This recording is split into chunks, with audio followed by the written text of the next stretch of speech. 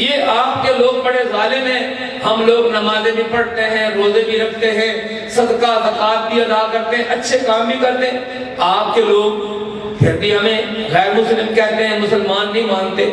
تو تاریخی حوالے سے میں یہ بتانا چاہتا ہوں کہ مسیلمہ کذاب جو تھا وہ بھی نمازیں پڑھا کرتا ہے اور حضور صلی اللہ علیہ وسلم کی نبوت پر ایمان بھی لاتا ہے، لیکن آپ کو خاتم النبیین نہیں مانتا تھا۔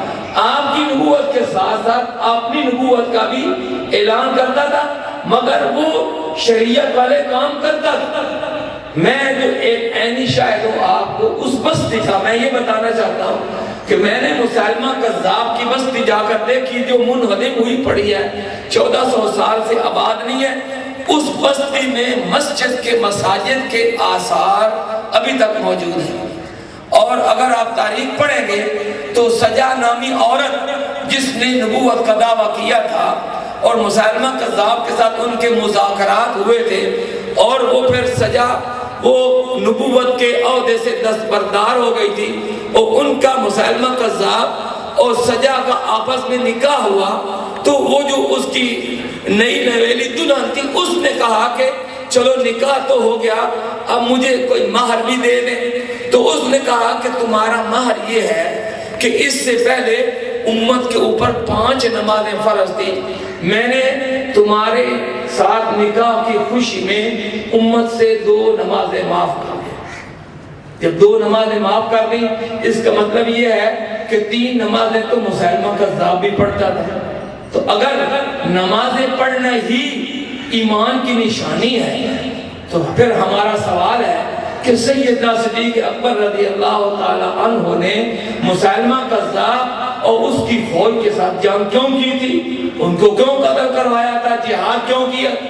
پھر آج کے لحاظ سے ہم بھی ایک عقلی دلیل پیش کرتے ہیں کہ اگر نمازیں پڑھنا، روزے رکھنا، یہ ظاہری عبادات یہی ایمان کی نشانیاں ہیں، تو کیا آپ لوگ اور ہم لوگ نمازیں نہیں پڑھتے ہیں؟ نہیں پڑھتے ہیں۔ ہم روزے بھی رکھتے ہیں، حج بھی کرتے ہیں، زکوٰۃ بھی ادا کرتے ہیں، لیکن اس کے باوجود مرزا قادیانی کا بیٹا ہے مرزا بشیر الدین محمود، اس کی کتاب ہے آئینہ صداقت، اس میں وہ کہتا ہے کل مسلمان جو حضرت مسیح موعود یعنی مرزا غلام احمد قادیانی، کل مسلمان جو حضرت مسیح موعود کی بیعت میں داخل نہیں ہوئے، خواہ انہوں نے ان کا نام بھی سنا ہے یا نہیں سنا، سارے کے سارے کافر اور دائرہ اسلام سے خارج ہیں۔ کیا مطلب؟ یعنی ہم وہ لوگ جو مرزا غلام احمد قادیانی کو اللہ کا نبی نہیں مانتے، ہم لوگ ان کی نگاہ میں غیر مسلم اور دائرہ اسلام سے خارج ہیں۔ تو پھر ہمارا سوال یہ ہے کہ ہماری نمازیں، ہمارے روزے، ہمارے حج، ہمارے اچھے کام وہ کس کھاتے میں گئے؟ اس کا مطلب یہ بنا کہ یہ ظاہری نمازیں، روزے یہ معیار کامیابی نہیں ہے قادیانیوں کے نزدیک۔ ان کے نزدیک معیار کامیابی کیا ہے کہ مرزا غلام احمد قادیانی کو اللہ کا نبی مانا جائے۔